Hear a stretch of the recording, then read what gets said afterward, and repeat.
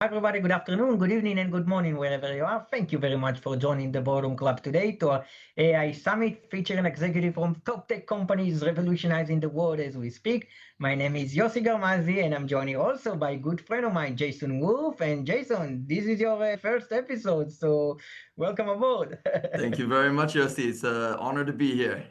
Absolutely. So today we are fortunate enough to interview none other than Merav Bahat, co-founder and CEO of Dazz, a company that she sold to none other than Wiz for $450 million. Dazz revolutionized the way companies secure their software by automating vulnerability detection and remediation, making security faster and easier for all the engineering teams. So Merav, thank you so much for joining us today. Great to meet you all, and thanks for having me. I'm excited.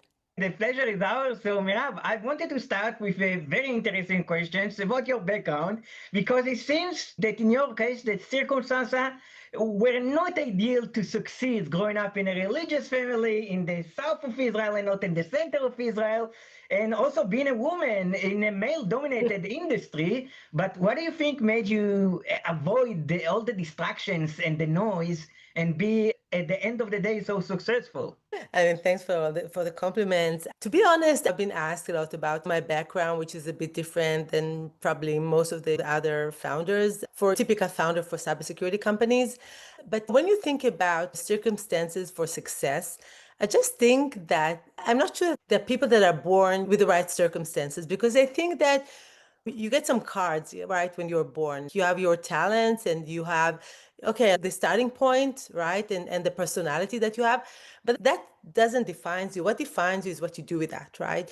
And do you have the curiosity to learn? Do you work hard? Do you connect with people? Do you strive for perfection? Do you have the right passion? I think these things are things that you can adopt with time, and they're even more critical than your starting point. So to me, I was always avoiding. I didn't think that anything is really special about my background, because everybody has their baggage, right? It's really what you do with it. And by the way, I think that even being from a religious family, it's not the problem. The circumstances of my school, where I was in an all-girls school, which they didn't direct us or channel us into sciences, right? It was okay, you can get married and have kids and all, but nothing wrong with being religious. I think being religious is really great because it connects you with other powers and gives you sometimes even more freedom to trust yourself, right? It's really, again, it's about, okay, these are the cards you get in life and this is what you do with them. And I think that what guided me. Personally, I had a lot of challenges, right? And had to overcome gaps. And I feel sometimes the passion, resilience that I've gathered, that's actually what helped me be a founder, right? Because the path of founders are very challenging. You have to challenge and cope with challenges in the past. And if you have this resilience and power, then you can overcome anything else. Super inspiring indeed. And funny thing, we actually hosted also Nadir Israel, the co-founder and CTO of Armis, and he also came from a religious and was super religious in his early days. So maybe it's the right recipe for success. And indeed, you joined Microsoft and spent many years there in product, cloud, security, and R&D, leadership roles, and even serving as the deputy CEO of Microsoft R&D Center in Israel, which obviously is pivotal in Microsoft. But can you take us to these days when you had this aha moment and you said, even though I'm in Microsoft, I'm going to start my own thing and found cyber company? Yes. So first of all, I was in Microsoft something about 5 years. It's a good amount of years. It's not forever. Before that, I was in a different startup. So I did experience the startup and then the corporate. I think it provided me some baseline of what do I really want to do. And I always add the startup bag. I have to admit that. I loved Microsoft. It was an incredible place to learn and to develop and the best people. But I always wanted to start my own company. And I felt it's all about when you feel you can commit to, okay, 10 years journey, right? So what it takes, first of all, personally, that you feel I can commit to that, but then it needs to be with the right people that you say, okay, even if nothing good happens, right? We don't have an amazing outcome, but still, we had fun together, right? We enjoyed the journey. And when you have this team and you have these personal ambitions and feel the readiness, that's the right time to go. For me specifically, if you talk about Microsoft, I enjoyed working in Microsoft and being part of the team and leadership team that build cloud security. So we started from zero, some acquisitions and some vision and aspirations. And then after 4.5 years, we reached $2.5 billion in sales in ARR, and that was incredible. And to me, it was, okay, I can accomplish so much.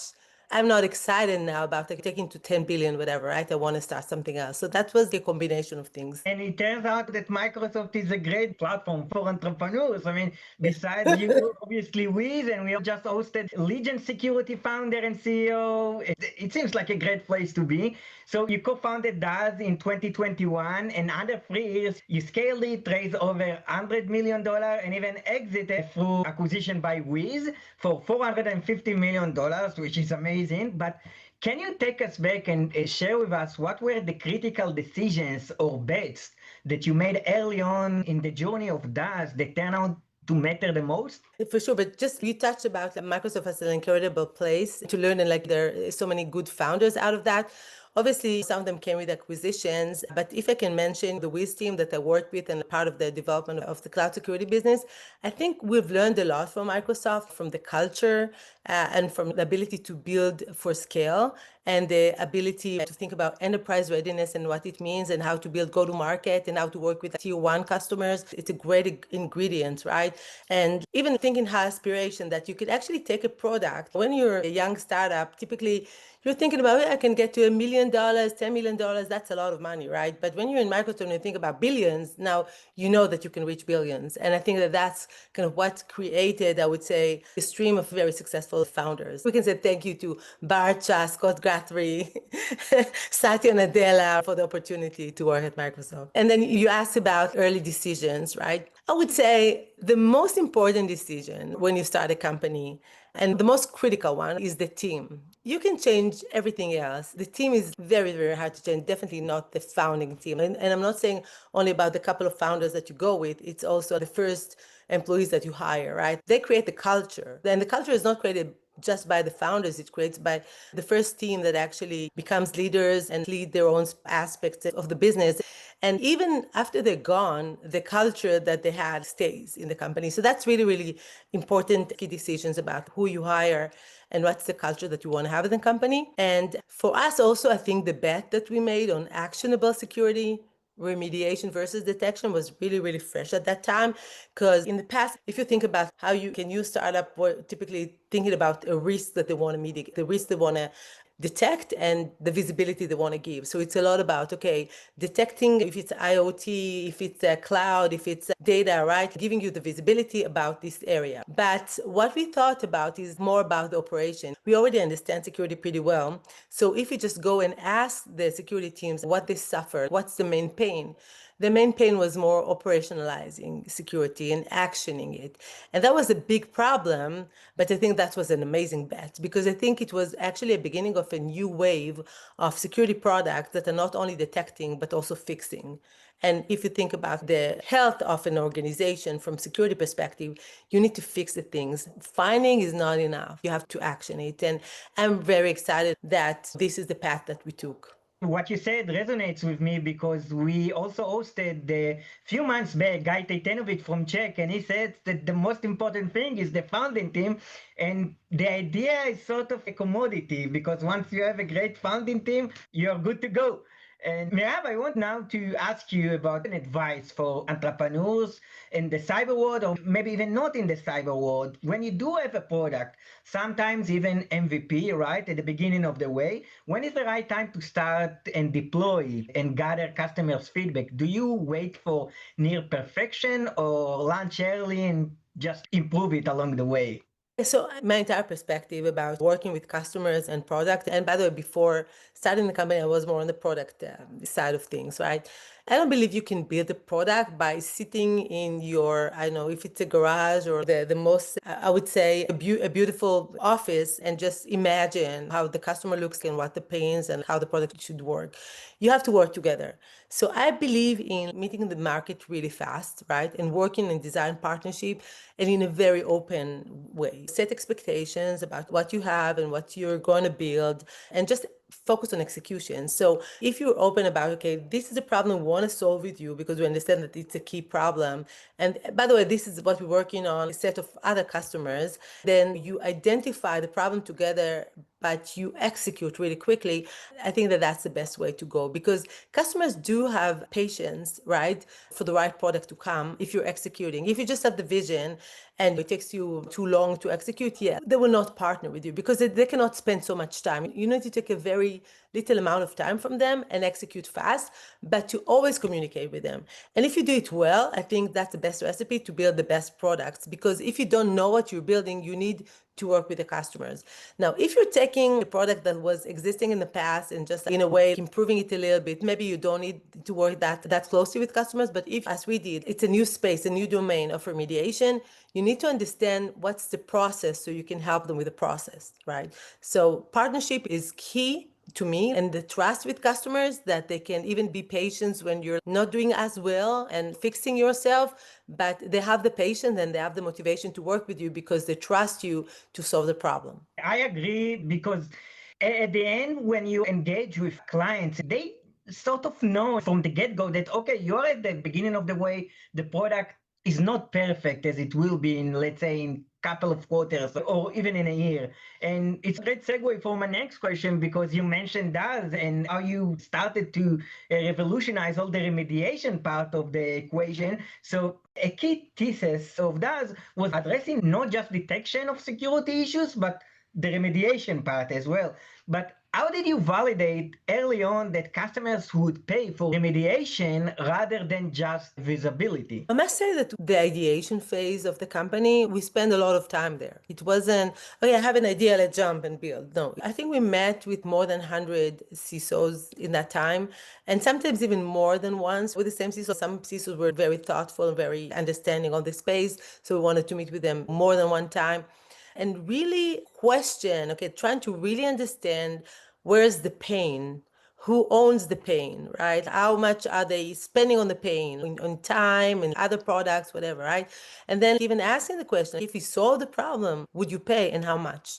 And do you have the budget? If you don't have the budget, how are you going to carve the budget for us? These are very important questions before you go run, build, because after you run and build without the correct product market fit, then you're just losing tons of time. You need to, the pivot is really expensive, right? So it's better to spend time and go really slowly at that stage of ideation and listening, and make sure that you're really listening. It's not, hey, you ask a question, don't listen to, or come with a lot of text and a demo and whatever, and don't listen. The listening part is more important than the presentation part. I also advise to do it more than one person or record the sessions so you can go back and really understand what they said, because you need to question yourself about, is that the real problem? And when we go back to our experience with talking with customers about where's the problems after they had a Wiz and or Palo Alto Networks at the time and Sneak, they had these products, right? The visibility, the detection products.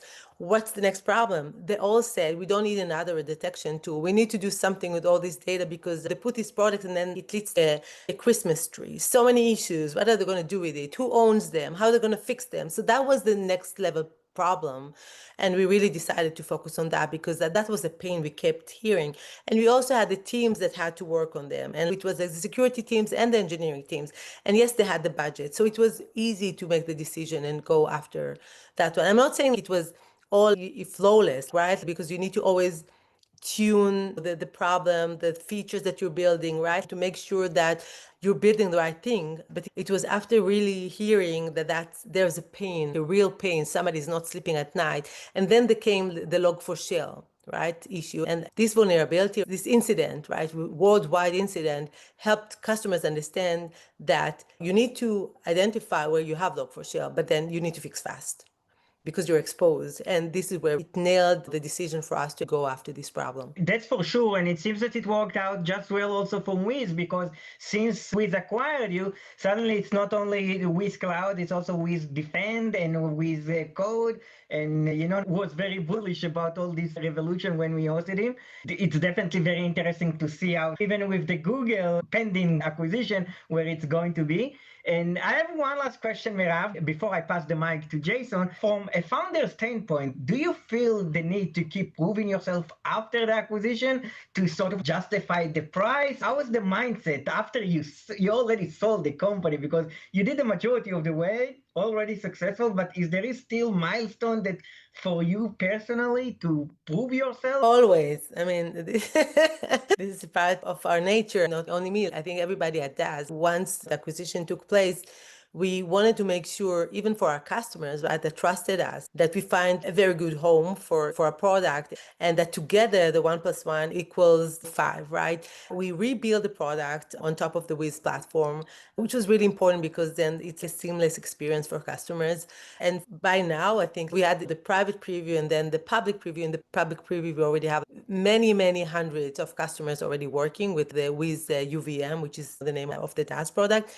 And that's a privilege and that's a lot of honor just to see that now we're serving way more customers, and that's just the beginning. And we find a place where we can actually take the technology and plug it into the best go-to-market machine in the industry. That's amazing, right? And our customers, the Wiz and Dazz was always for them, why do you just join? Because it was very complementary. Now they actually have it in one place. So from experience, it's way better. So yeah, absolutely. We're determined to make it a huge success, also because we really appreciate the Wiz team and we think really highly of them, what they've been able to accomplish. And we just wanted to make sure that the acquisition is something that we're all proud of.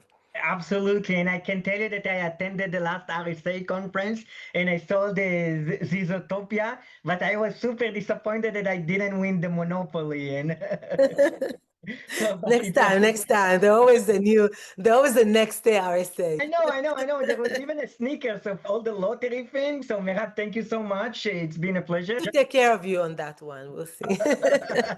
I will send you a message. I will remember this. Okay. So Merav, thank you again so much. And Jason, without further ado, the floor is yours. Thanks very much, Yossi. Merav, it's been fascinating so far. I would love to hear a little bit about how you've managed risks. So what were the main risks you identified during the acquisition and how did you mitigate them? I'm thinking things like integration, culture clash, overlap within your and Wiz's product. Yeah, all of them. I think that even though the companies were very close and we know each other, and we have overlap of customers from the Dazz side, 80% of our customer base were Wiz customers. There wasn't that deep of an understanding of what it means to actually combine the products and integrate them. Obviously, Yinon Costica, who leads product there, is really, I think, the best chief product officer I ever met. He and his team really got intimate with what we built, and together with our team, we're able to actually redesign it in the way that will accommodate the Wiz platform, right? Because we use the same tooling. There was a lot of commonalities, but still there was a gap in how we implemented stuff. So yeah, that was a phase of learning, understanding, and then rebuilding. From culture perspective, again, there's, I would say, very high similarities and culture fit, but still we had younger teams. They have people that are more experienced in the industry, small versus bigger. There are a lot of things we had to change, offices. There was a lot of challenges of how everybody feels that they're fitting in their new home. And there was a lot of welcoming and very, very good intention from everybody's side on that. And lastly, there were the customers that you want to make sure that they understand, they're patient, that they understand that we cannot build new features, that we're actually rebuilding everything on top of the Wiz platform, that eventually they're going to have the best product in the world with the Dazz solution on top of it, but managing this risk in this time. But I think we all manage it very closely. Asaf, Yinon, Ami, Roy, founders, Raz, they're very, very attentive to make it a success. And 6 months after we kind of launch on private preview, and then we see that the GA is coming pretty quickly, and that's going to be an amazing integration and very successful one. I'm glad to hear that you managed to navigate those complexities so smoothly. Were there any non-negotiables during the initial discussions of how you're going to do this integration? Maybe even, for instance, that some of the key staff are retained. Sometimes there can be overlap in functions within teams, and maybe also things like product autonomy, roadmap control, structure of the teams, etc. We had a very clear understanding of how it's going to work from the beginning. beginning, because when you think about complementary solutions that are so very tight complement synergy or synergetic products, eventually you have to work as a one unit. So we couldn't have a separate business unit because we had to build on top of the code to cloud to code. All that is very, very highly integrated. So that was a decision that had to be made. Again, at the beginning, it was harder because we had to kind of split in and integrate within the team. But very quickly, I think there is a better side of it because you're not a separate organization. You're actually a one united organization, which I think it's a good thing.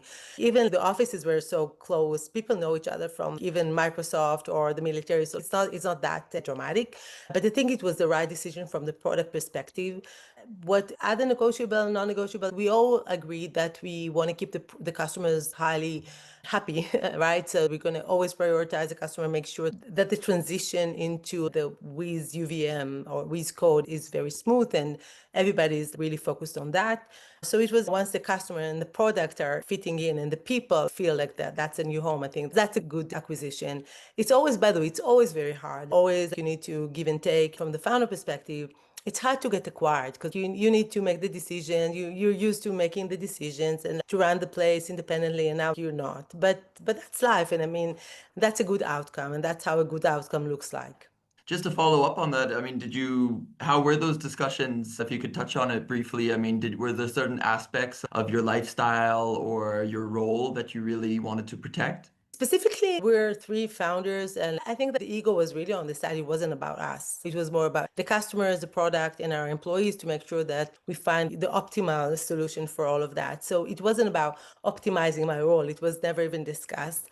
For me specifically, I'm not moving to the Google side once it happens. So I'm going to start my own other things, which is a great outcome. But I mean, we didn't optimize on that. We were very, very flexible on, okay, we want to fit in, we want to make sure that this acquisition is successful.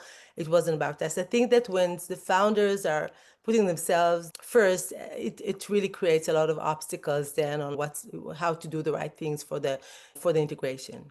Well, my hat goes off to you for staying so mission driven. Switching gears a little bit, I'd love to hear your thoughts about the future of cybersecurity. So, yeah, within the next 3 to 5 years, where do you see remediation and posture evolving? It's such a shifting landscape within cloud, generative AI, DevSecOps. I love the space of remediation, how it's exposure management, which is the broader thing of thinking about the operational side of security and actioning it. I think that it's just the beginning. And eventually you need to accommodate. I'll even give an example. When we started the company, we were really focused on cloud first. So it was code to cloud to code integrations were only about how to connect to the different clouds and the code repos and the CI/CD pipelines and these kind of things. Our customers really loved the product for cloud and then said, okay, but we're big enterprises and we also have their on-prem.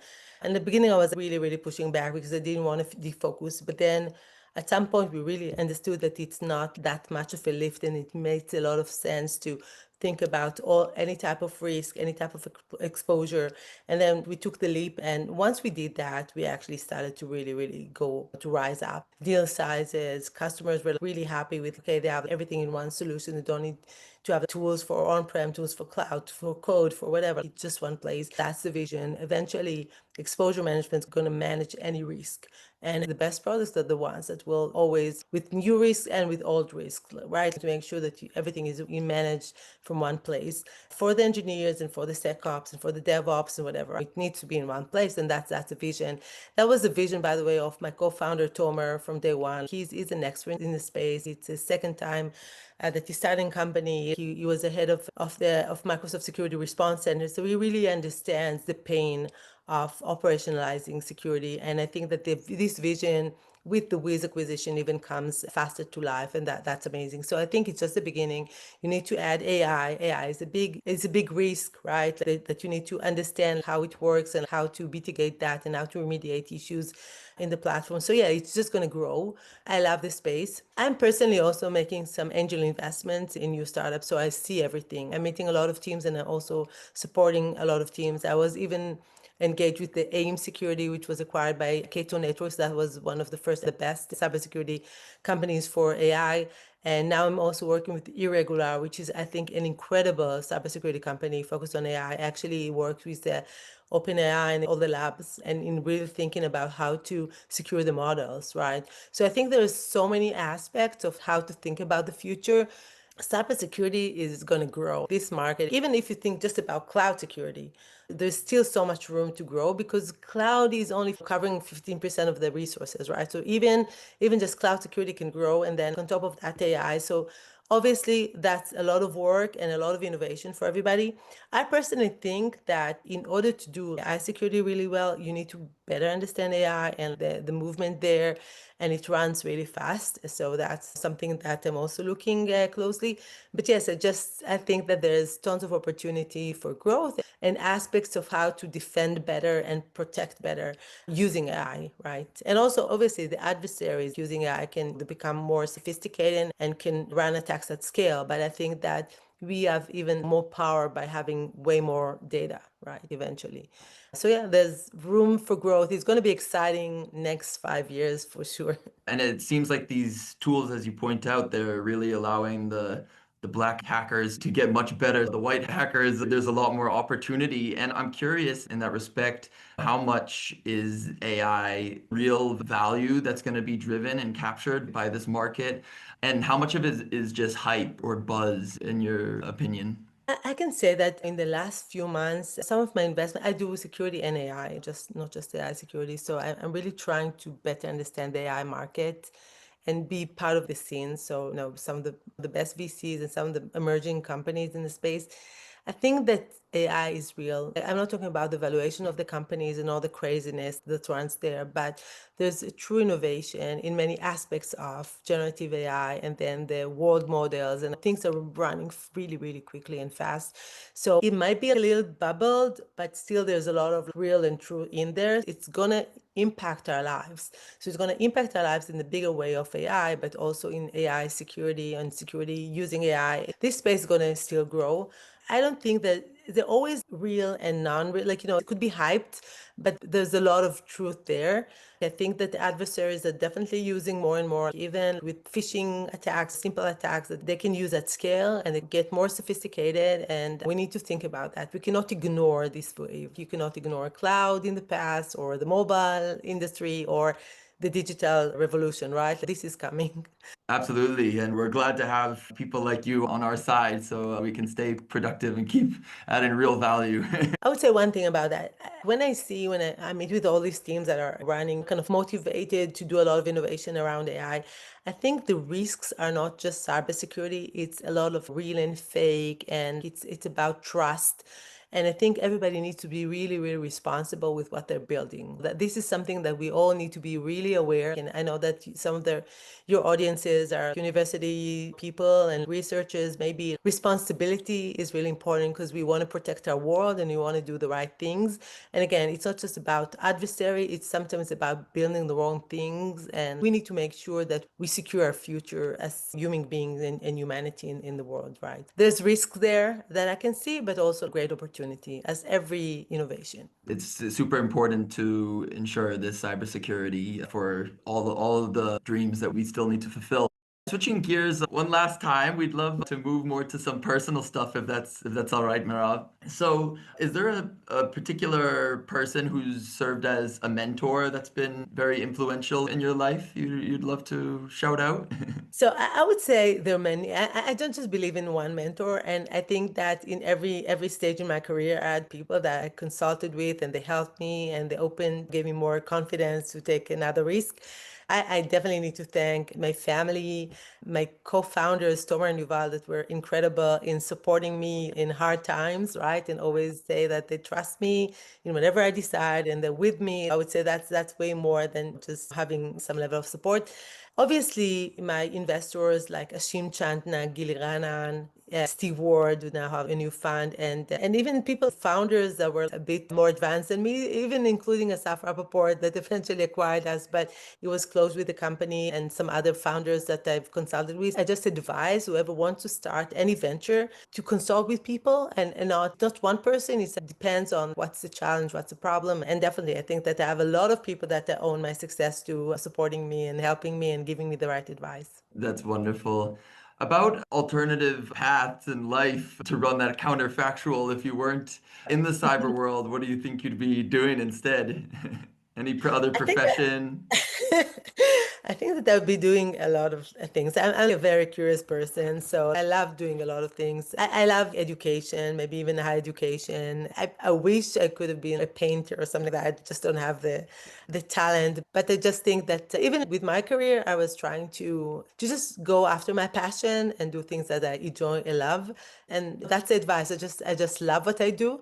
But I think maybe education again, maybe in school or higher education. Just I love teaching people and learning all the time. So yeah, obviously, I think that's a path. That's wonderful and a very noble cause. You've been so successful as a founder. Really, so many people look up to the success that you've had. I'm curious if you have any advice for founders out there in the world and also in Israel. Yeah, so thanks for asking. Recently, I've been thinking more about cybersecurity that some of the founders, I would say, like in Israel, we're a little bit lazy. I can say that is we're trying to go after, I would say, playbooks that others created, which is great. It's easier to succeed this way. But I think that when I think about all the talent going into cybersecurity and trying to solve sometimes the same problems, you have 10 companies trying to solve the same problem.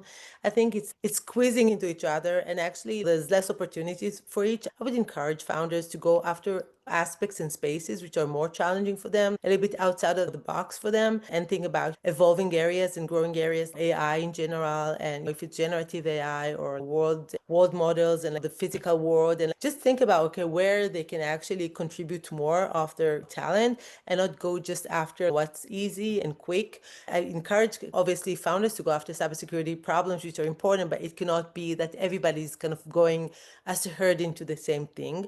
In general speaking, thinking about founders, very quickly we need to become global and not think about, are we Israeli, are we from the US or UK, whatever, and think globally about global problems and not local problems. If you think this way, you can grow quickly on the go-to-market in expanding, and then you can really build a significant companies. So being open to other cultures, having even diversity within your organization so you can then grow faster beyond your natural where you started, to me, is a good guideline. Absolutely. And Merav, I wanted to ask you a question about the beginning. You're a female founder in a male-dominated industry, and I guess there were a few times that you were actually the only woman in the room. How was your experience, and what advice would you give to a current or a future female entrepreneur, whether it's in cyber or even other vertical?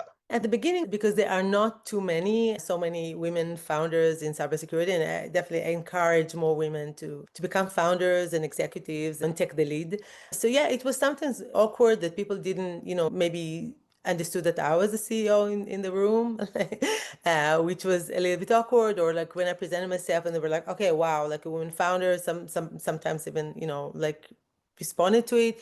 So just think that we need to put the awkward moments aside and be really thoughtful about, okay, I came here to build a company, be focused on the outcomes, and definitely make sure that you be very thoughtful and knowledge about, the conversation, the technology. And really, after a couple of minutes, nobody remembers that you're a woman or a man. It just becomes the conversation about the problem and the solution and the challenges that we need to cope as an industry. So it's really about, okay, let's get through that into building the right relationship to build a product and a company. So I don't think that lasts for long. I think that even we can manage these awkward moments together and really make sure that, don't get depressed or stressed about it that much, because I think like men and women are together. Every one of us have their challenges in life. Like somebody is tall or small or whatever. It doesn't matter, right? Like it's about building together, no matter you're a man or woman, but really focus on about the objective and the purpose.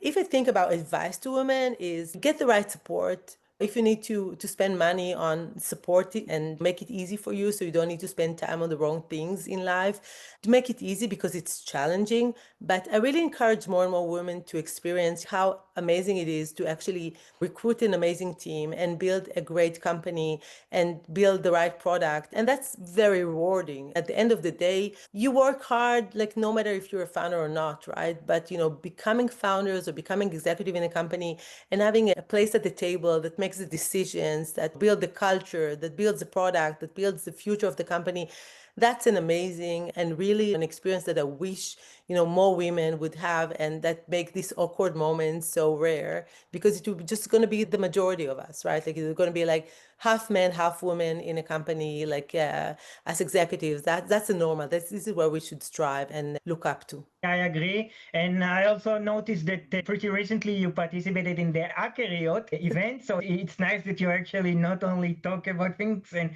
promote it. And this kind of initiative are super important, because also at the end of the day, if you bring more different people to the table, you get also different ideas that maybe could solve different problems. So absolutely. If I can just add one thing, is also for talking to the men that starts companies. Diversity is really important if you want to build a big company. If you want to build something small, yeah, you can run with your own 3 friends and recruit 5 more friends or 10 more friends. You cannot grow really big if you don't have diverse mindset, diversity of people that coming from, it doesn't matter, gender diversity or culture diversity, because in order to grow big, you need to have different ideas and a better, more fruitful brainstorm culture. And, you want to reach out to customers. Some customers prefer people that speak, their own languages, right? So eventually diversity is the key for growth in building companies, making sure that everybody has the feel like welcome and can speak their minds and build a company together. So Merav, maybe last 2 questions. First of all, do you have any hobbies besides protecting the world from cyber threats? So first of all, I love Dazz and I love what I do again. So that's bigger than hobby, but I love running. That's a kind of sanctuary where I can actually exercise, go to the gym. When you run more than 30 minutes, that's kind of the own place where you're really focused on something else rather than what you're worried about or the worries of life. So that's something I love. And I also play a little bit of the guitar. That's really minor. I didn't have a lot of time to develop more hobbies, but maybe after the exit now, traveling a little bit, seeing the world, but yes. That's wonderful. I can tell you that just a couple of days ago, we hosted Mark McLaughlin, who was the CEO and chairman of Palo Alto. When we asked him this question, we expected something else, but then he said, I like flying fishing. I said, oh, I didn't expect this one. So, and last question before we wrap up, any special movie or even TV series that you like watching in your pastime? I'm not very strong with TV and movies, obviously. My kids have a joke. I start watching a movie and then I sleep. Like I never see the ends of any movies. So I can watch everything again now. And when I'm more awake and less trouble with my own startup. I love Almodovar. I think that his movies are amazing. But while doing Dazz, I liked Emily in Paris. It's something really relaxing, not sophisticated, so you can relax and enjoy people without, that the main problem is love and food and whatever, and where to go now in Paris. I think it was relaxing. But yeah, if you have anything to recommend, I'd love to take notes. And anybody can write to me, like, what's their favorite movie/series? And I have more time now to close the gaps. Yeah, that's for sure. That actually there was a good TV series about a little bit about cyber, if I'm not mistaken, Mr. Robot with Rami Malek. Yes, So in the past, yeah. it was pretty good. My favorite is Stranger Things. Jason, what is your favorite? Well, I think the only series that I binged was Breaking Bad. I like these cult classics. So Breaking Bad is really good. You should check it out. Maybe Better Call Saul. It's also a really good one. So Merav, thank you so much for joining us today. It's been a pleasure to learn about your journey, and now you kept breaking ceiling after ceiling. So super inspiring. So thank you so much. And for everybody else in the audience, so stay tuned. We have other amazing episodes as part of this series with Mark McLaughlin, the chairman of Qualcomm and was the CEO of Palo Alto Networks. We have the CEO of Tabula, Adam Singolda, and a bunch of interesting folks. And funny thing, we also hosted actually few VC and Andreessen Horowitz and Insight. And when we spoke with Insight, he actually told us, hey, I didn't know that you have a secret Insight podcast, because a lot of cyber companies actually been funded by Insight. And I noticed also that you got funded by Insight. So another one for the secret Insight podcast. So thank you. And so stay tuned. Thank you so much. Thank you, Yossi and Jason.